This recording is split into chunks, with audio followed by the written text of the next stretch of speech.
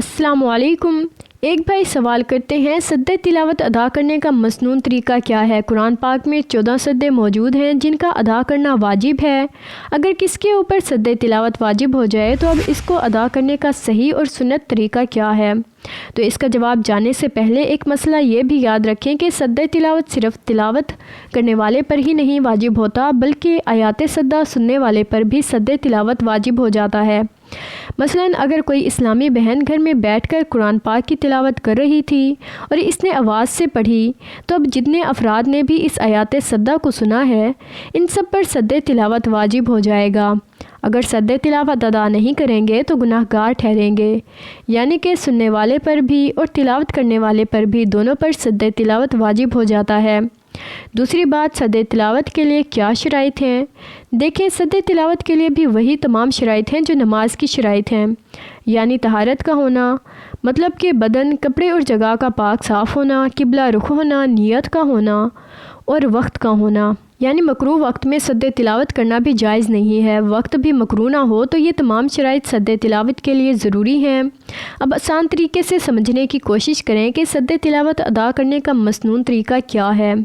ایک طریقہ تو یہ ہے کہ اگر آپ قرآن پاک کی تلاوت کر رہی تھیں یا کر رہے تھے، جیسے ہی آپ نے آیات سجدہ تلاوت کی تو آیات سجدہ تلاوت کرنے کے بعد آپ نے قرآن پاک کو بند کیا اور اسی جگہ پر سجدہ تلاوت ادا کر لیا۔ اب اگر آپ پر واجب ہے تو اس کا طریقہ یہ ہے کہ آپ پہلے سیدھے کھڑے ہو جائیں اور پھر ہاتھ اٹھائے بغیر اللہ اکبر کہتے ہوئے سجدے میں چلے جائیں۔ یعنی بعض اوقات دیکھا جاتا ہے کہ لوگ سجدہ تلاوت ادا کرنے کے لیے کانوں تک ہاتھ اٹھاتے ہیں، تو یہ کانوں تک ہاتھ بلند نہیں کرنا بلکہ کانوں پر ہاتھ اٹھائے بغیر ہی سیدھے کھڑے ہو کر اللہ اکبر کہتے ہوئے سجدے میں چلے جائیں۔ تو سجدے میں کم از کم 3 مرتبہ سبحان ربی الاعلیٰ، سبحان ربی الاعلیٰ، سبحان ربی الاعلیٰ پڑھیں۔ کم از کم 3 مرتبہ سجدہ کی تسبیح لازمی پڑھیں۔ زیادہ پڑھنا چاہیں یعنی 5 مرتبہ، 7 مرتبہ، جتنی مرتبہ پڑھنا چاہیں سجدے کی تسبیح پڑھیں۔ اس کے بعد پھر اللہ اکبر کہتے ہوئے سیدھے کھڑے ہو جائیں۔ یہ ہے مسنون طریقہ سجدہ تلاوت ادا کرنے کا۔ ایک سجدہ ہے، اگر بیٹھ کر سجدہ تلاوت ادا کرنا چاہتے ہیں یعنی قرآن پاک کی تلاوت کر رہے تھے تو آیات سجدہ آنے پر قرآن پاک کو سائیڈ پر رکھ کر بیٹھے بیٹھے اللہ اکبر کہہ کر سجدے میں چلے گئے تو تب بھی کوئی حرج نہیں، سجدہ تلاوت ادا ہو جائے گا۔ لیکن کھڑے ہو کر سجدہ کرنے کا طریقہ ہے، یہ مستحب اور افضل طریقہ ہے۔ اگر سجدے سے پہلے اور بعد میں قیام کریں گے یعنی کھڑے ہو گئے تو زیادہ ثواب ملے گا اور یہ مستحب طریقہ ہے۔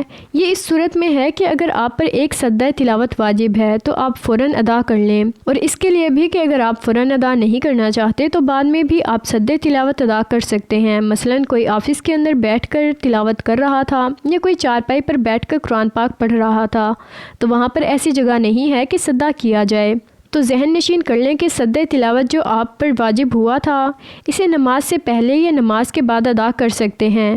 ایک طریقہ تو یہ ہے۔ دوسرا طریقہ یہ کہ آپ نے مکمل قرآن پاک کی تلاوت کی، یعنی 30 پاروں کی تلاوت آپ نے کر لی ہے، قرآن پاک آپ کا مکمل ہو چکا ہے تو آپ پر 14 سجدے آپ پر واجب ہو چکے ہیں۔